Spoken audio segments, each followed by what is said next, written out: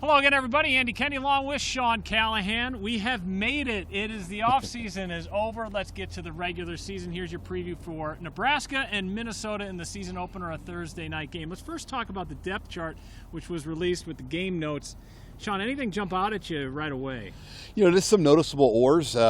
Chief Borders as a split oar with MJ Shermany. I kind of felt like MJ would be the outright guy, but it tells you they really like both players. You've got some notable guys like Alex Bullock, number one as a wide receiver, the number two quarterback, and the kicker battles both have an oar still. So there's some undefined areas on this depth chart as Nebraska goes into this game on Thursday night. Matt Rule did hand out a couple scholarships. One, you mentioned Alex Bullock. What a story he has been, and along with his brother John. I mean, what an incredible journey they had. Yeah, you look at the Bullock brothers and what they did at Creighton Prep. Both kind of took a bet on themselves to come to Nebraska. Really very lightly recruited out of high school. Just a great story to see both these guys be put on scholarship. Man, there's airplanes flying overhead. These jet fighters are doing some test runs, it seems like, so we're fighting through the noise as Nebraska really fought through fall camp. They talked about this fall camp being the hardest they've ever had. Isaac Gifford said it was the most hitting they've ever had. How will that help? I think Matt Rule's biggest thing is, hey, we got to get these guys ready for what they're going to see on, as he would say, 8/31, and that's a physical Minnesota team. I go back to last year, Andy, in Dublin, Ireland. Nebraska was not even ready for Northwestern, who was a 1-11 team, and we don't need to say who that one win is against as Nebraska got pushed around physically in that game.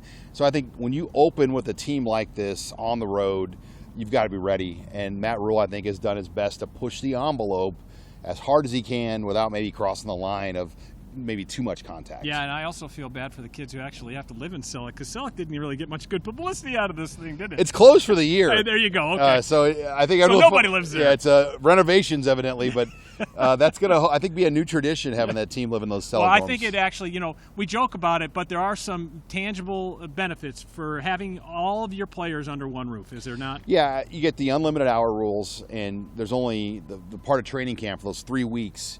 You could have your players from 6 a.m. to midnight if you wanted to, where after that, when classes start, you're confined to 20 hours a week of organized activity, practice, meetings, lifting, etc. So they took advantage of that time, maximized it, wanted these kids to be around each other and not just do football. They wanted to be doing other things, and they went to soccer games and plays and water parks. Played cards, had magic tricks. It was pretty cool to see the behind-the-scenes video production that they've done.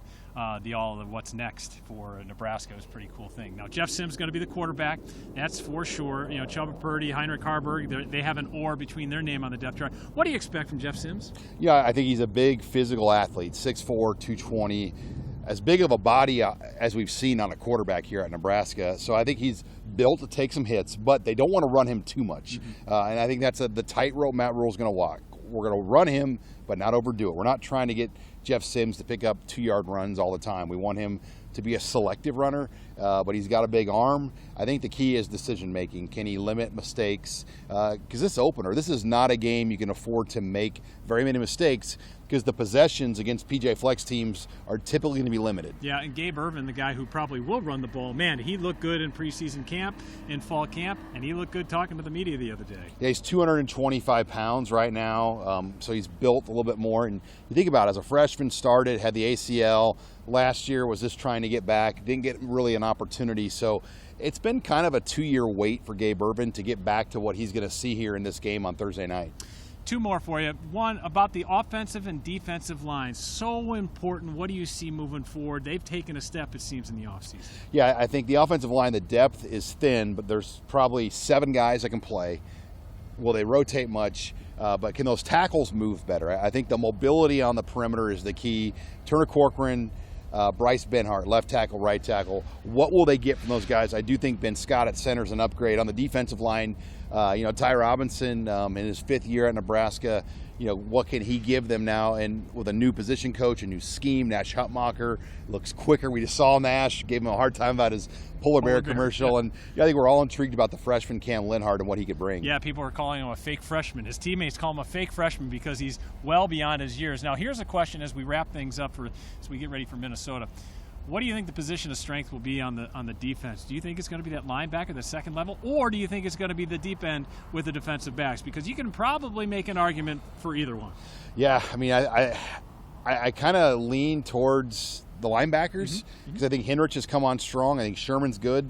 I think Borders is good, and obviously Reimer. It might be their best player, but boy, that secondary as well. I mean, if Marquise Buford is back there, even that's another veteran body. But the backs, let's just call it the back 8, because we're talking about the 3-3-5. They've got a good group. I think the defensive line is where they're a little light, but the back 8 of this defense has a lot of options. Yeah, Deshaun Singleton getting a lot of love as we move into Minnesota week. The game, it's Nebraska and Minnesota, the season opener, 7 o'clock kick. It's on Fox.